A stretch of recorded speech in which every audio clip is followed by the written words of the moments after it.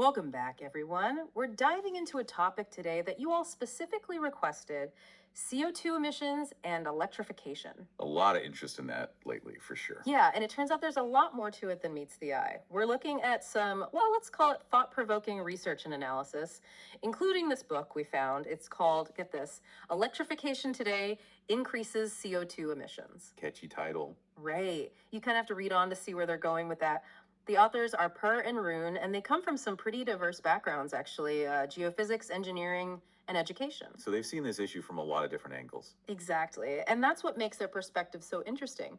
Essentially, their central argument is that all this effort to electrify everything, to fight climate change, it might actually be increasing global CO2 emissions. Yeah, that's the big takeaway that got everyone talking, isn't it? For sure. So, how do they back that up? Well, they introduced this concept they call last power.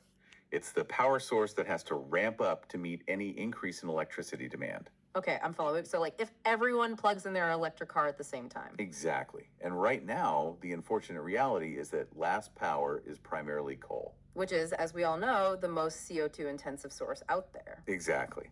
So their point is that every time we electrify something, let's say we switch to electric cars or electrify an offshore oil platform, without also reducing our reliance on coal. We're just shifting the emissions around. Worse, we might be adding more CO2 to the atmosphere. Yeah. Like trying to fill a leaky bucket, as they put it. Okay, I get the analogy. But are they saying that my electric car is actually worse for the environment than, like, a gas guzzler? Well, under the current conditions, with coal being the last power, that's essentially what they're arguing. They even have calculations. In a coal-heavy grid, an electric car can emit twice the CO2 of a gasoline car over its lifespan. Twice? Seriously? That's what they found. And it always goes back to that last power issue. If the electricity to charge those cars is coming from a coal plant, well, you see the problem. Yeah, the emission savings just aren't there. So what's the solution then? Do we just give up on electrification altogether? Not necessarily. They propose a three-phased approach to this energy transition. Okay, I'm interested. Let's hear it. Phase one is all about replacing coal power, get rid of it, and replace it with stable, low-emission alternatives. Nuclear, for example. Okay, makes sense. So until that happens, we should just hold off on electrifying everything. That's what they suggest. Minimize unnecessary electrification until coal is out of the picture.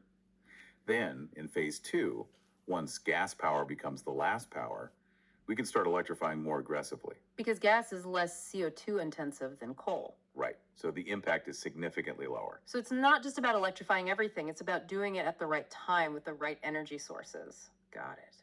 What about phase three? Is that when we finally reach the renewable energy utopia everyone's always talking about? Well, they envision phase three as a future with abundant low emission power. That's where technologies like green hydrogen become truly viable. But hold on, I thought green hydrogen was the solution everyone was excited about. Well, here's where things get really interesting. The authors are actually quite skeptical of green hydrogen and biofuels in the current energy landscape. Seriously.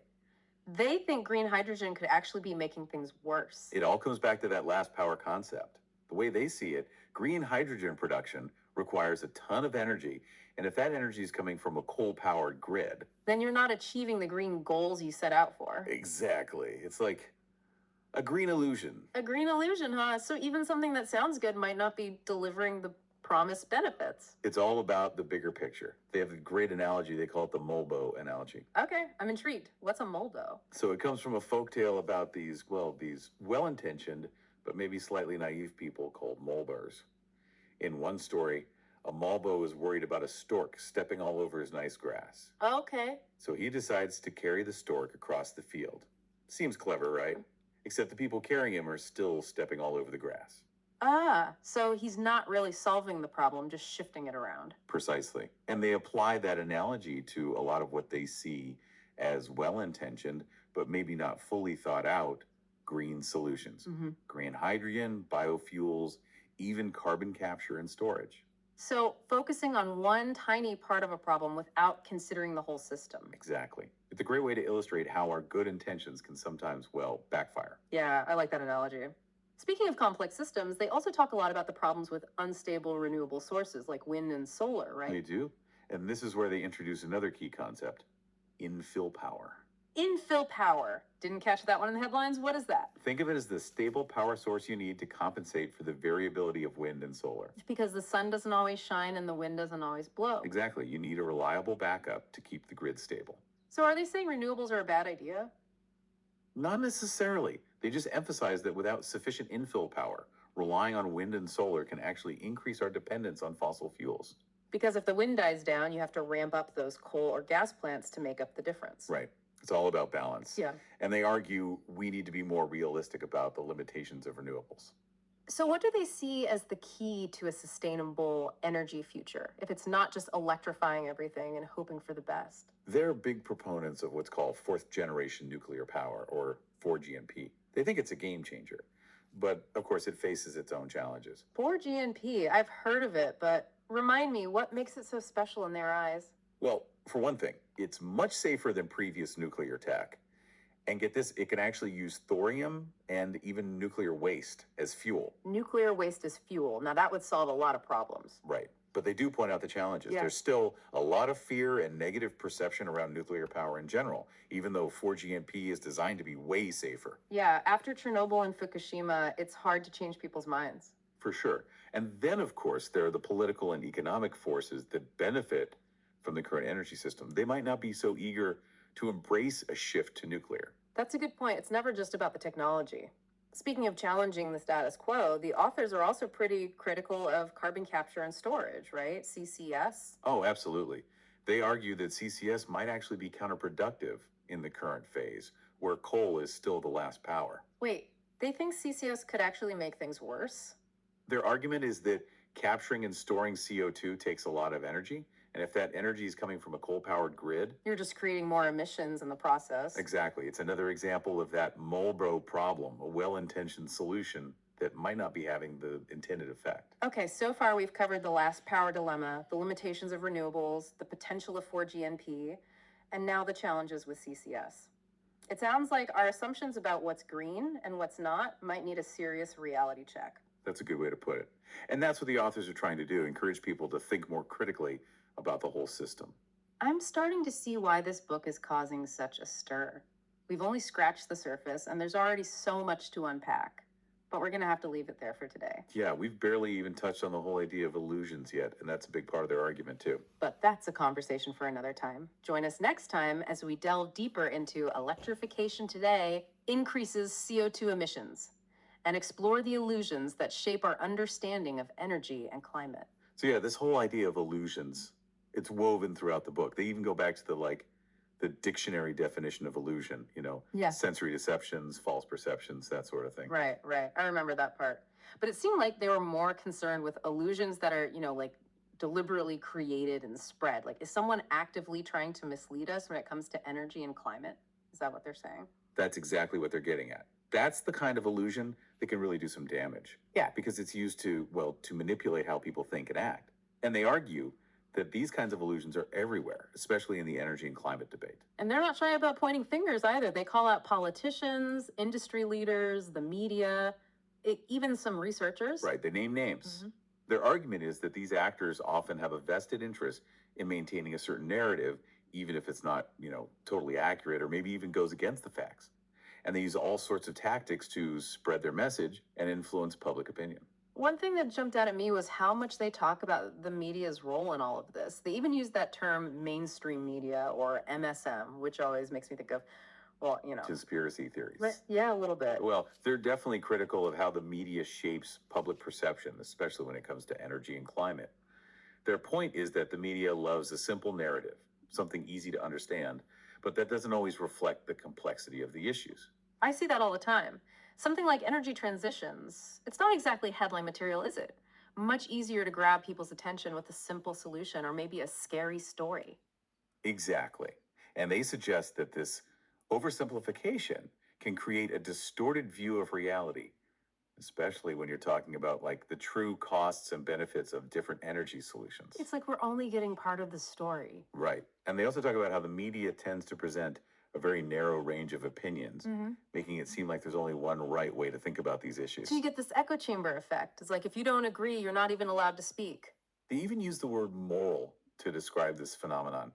suggesting that the media sometimes feels obligated to support certain causes, even if it means, ignoring other viewpoints. It creates this illusion that everyone's on the same page when maybe they're not. And they even suggest that some researchers and academics might be contributing to this problem, aligning themselves with these popular narratives to get funding and advance their careers.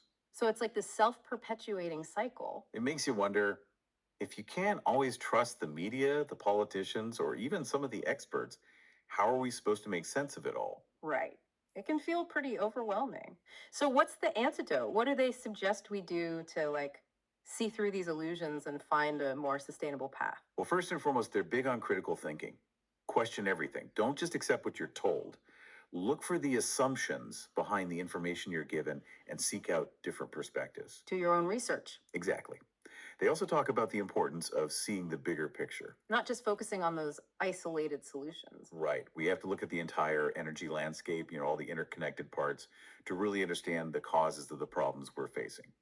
And to find effective solutions, we need to consider the whole system. So, like, instead of getting caught up in the hype about the latest green technology, we need to step back and ask, how does this fit into the overall energy system? What's the real impact? Is this just another Malbo carrying the stork? Exactly. And that requires a willingness to deal with complexity and nuance, which can be tough. I mean, things move so fast these days and people want easy answers. But with energy and climate, those easy answers often lead to, well, to bad decisions. It's easier to just embrace a solution that sounds good than to really dig in and understand how things actually work.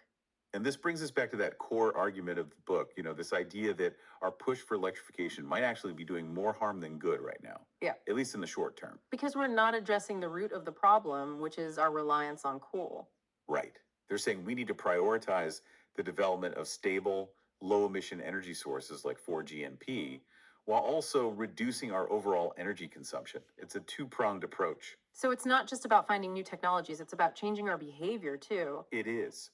And they acknowledge that it's not going to be easy. There's going to be resistance to change. Especially from those who benefit from the status quo. But they're optimistic. They believe that if we can overcome these illusions, we have the knowledge and the tools to create a truly sustainable energy future. But what does that mean for us, the listeners? How do we take all of this and apply it to our own lives? That's a great question. Yeah. And I have to say, they don't really offer a step by step guide. They don't give us a checklist.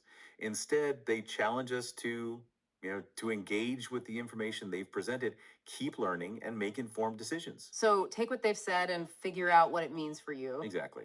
They do make some recommendations throughout the book, though, like minimizing unnecessary energy use, supporting the development of things like 4GNP, and really scrutinizing those so called green solutions that might not be so green after all. Right. Be critical. But they also emphasize that this is a bigger conversation, something we need to be talking about as a society. They encourage readers to share this information, challenge the dominant narratives, and advocate for policies that support a more realistic and sustainable energy future. So it's not just about individual actions, it's about collective action too. Precisely. And once you start questioning those dominant narratives, you start seeing the world in a whole new light. Which can be, well, a little bit scary. It can be unsettling, yeah, but it's also incredibly liberating. It allows you to think more creatively, more critically. Instead of just feeling overwhelmed and helpless. Right. It's an opportunity to become more informed and engaged citizens. It's like they're saying, don't just sit there and complain, do something about it. That's a good way to put it. They're calling for a more informed, more empowered public that can hold leaders accountable and push for real change. It's interesting that they use personal stories from their own lives to illustrate some of these points. It makes the whole book feel much more, well, human. It does. It's not just an academic exercise for them. They're weaving in their own experiences, which makes their arguments even more compelling, I think. Like Pariv's background in geophysics, for example. Yeah, it shows they're not just armchair critics. They've been in the trenches, so to speak. Exactly. And that insider perspective lets them really debunk some of the myths around these technologies. Yeah. Like Rune's work on methanol production, that was really eye-opening, especially relevant to this whole green hydrogen debate. Definitely. Gives them this deep understanding of the thermodynamics and chemical processes involved, right? And it helps ground the whole discussion in hard science, which I think we need more of in this field. For sure. It's not just opinions and speculation. So, as we wrap up our deep dive into electrification today increases CO2 emissions, what's the one thing you really want listeners to take away from all of this? I think the biggest takeaway is that this whole transition to a sustainable energy future, Mm. it's way more complex than we often think.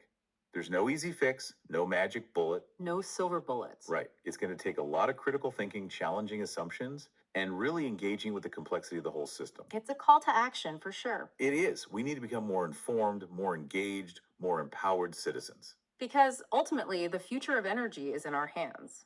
It really is. And it makes you think, what are the implications of all this for, say, developing countries? Places that are still heavily reliant on coal power. That's a good question.